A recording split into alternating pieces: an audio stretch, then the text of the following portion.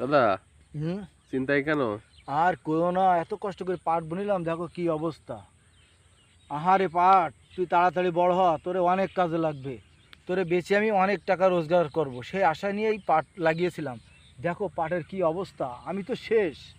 আমার জীবন এখন শেষ হয়ে গেল, কারণ আমি এই পাট ক্ষেতের পিছনে কত টাকা ঢেলেছি, এখনও তো বড় হতে হলো না।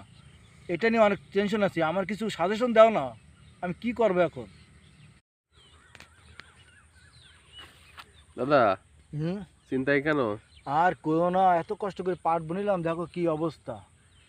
আহারে পাট, তুই তাড়াতাড়ি বড় হ, তোরে অনেক কাজে লাগবে।